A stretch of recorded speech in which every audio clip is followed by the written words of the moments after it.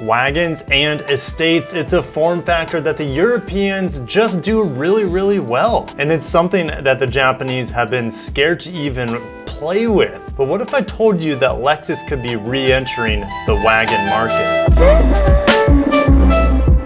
Welcome back, Luxurious Fleet. If you are excited that Lexus could be making a new wagon, make sure to smash a like button, subscribe as this story develops, and heading on over to a Japanese website called carsensor.net.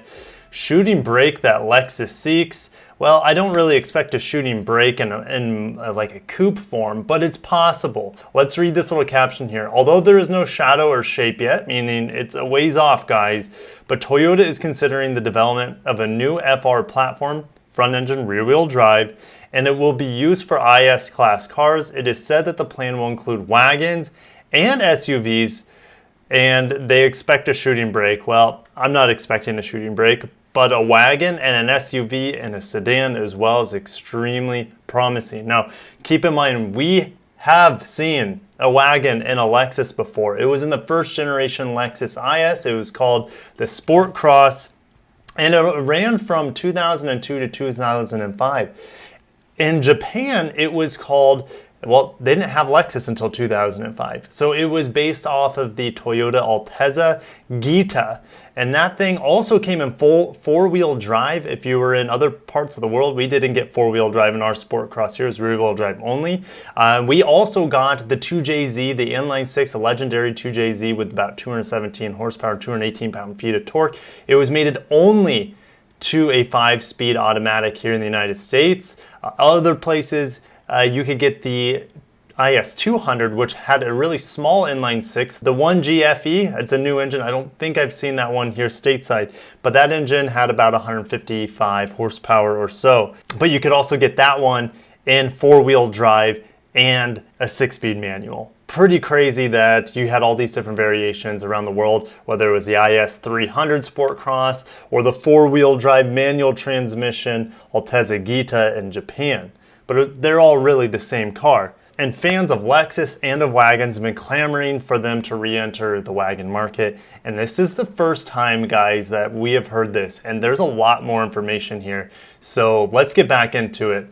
Is the GAL platform a failure? If you're not familiar with the GAL platform or the TNGAL platform, the Lexus LS, the Lexus LC, and the brand new, as well as the Toyota Crown. But we also have the new Toyota Mirai that's also based off this TNGAL platform. And let's dig in onto why they think it could be a failure. So they're saying it became clear that the GAL platform used for the LS and Crown is heavy and difficult to measure, or I would say maybe also difficult to manipulate and customize and scale. Now they're saying this new platform could also house a new V8 engine, which would be the twin turbo V8, but don't get your hopes up, as everything in the future. If this platform is 3 years away to replace the current IS, then I don't see V8s, of course, taking place. So take that one with extra salt. But the Lexus LCF was intended to be the ultimate sports car, assuming that a high performance SUV, such as the LF1 concept. That's why I think the LF1 at this point in time has been put on hold, because they're having issues with this GAL platform. It's too heavy and it's not as flexible as they need it to be, which is pretty short-sighted for Lexus, or who knows? It's hard to imagine that Lexus would make such a fatal error in the GAL platform. Luckily, the TNGA platform is very scalable in general with the front-wheel drive models, but it looks like they're having issues with the rear-wheel drive models, and that's probably also the reason why we don't have a new IS and a new RC.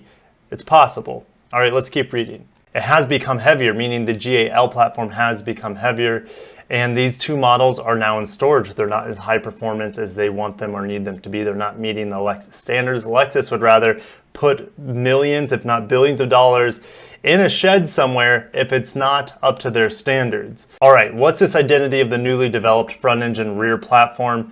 The GAL platform, again, has become a speed bump in terms of weight and cost, and is facing a situation where it cannot be used by downgraded vehicles. So that's why it's so darn expensive, they can only justify selling cars that are 80 plus grand based on that platform. it just doesn't make sense. They need it much more affordable. And that's why we've heard rumors that Lexus could be working with Mazda. That's still a possibility, but Lexus probably wants to develop their own platform.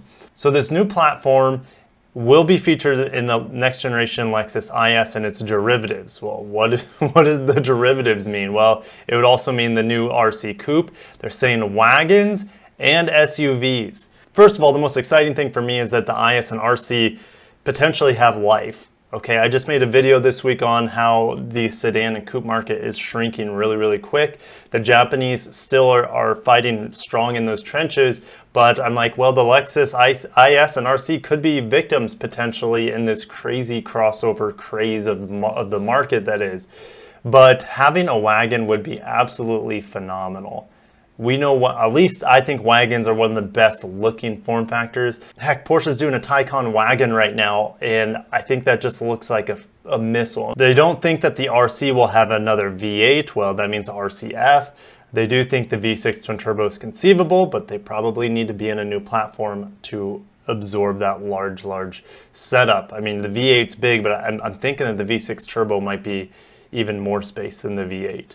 If you guys are hoping it's coming soon, like I said earlier, it's going to be a long time. They're saying after 2023. Well, that makes sense because the first product that this would likely be applied to, this new platform, would be a next generation IS, which it just got refreshed. So that won't be until 2023. So 2024 model year, more than likely. Of course, we would see the 2.4 straight turbo that is supposedly being works, around 300 horsepower, over 300 pound-feet of torque, just depending on how they want to tune it. Wagon, Lexus, could be happening again. And just as exciting, the fact that they're talking about a next generation IS and RC is like a sigh of relief. We can take a breath of fresh air. The IS isn't going anywhere. In fact, we might be getting a wagon out of it, and that is phenomenal. Christmas comes early this year, and news has been slow, but that's okay because if we get a nugget like this, I can talk about it for hours, and I have to let you guys go because I'm talking too much as normal. So guys, have a wonderful day. Take care of yourselves, love yourselves as well as your family and your neighbors, and have a wonderful day. Happy holidays. Take care of yourselves, and peace out.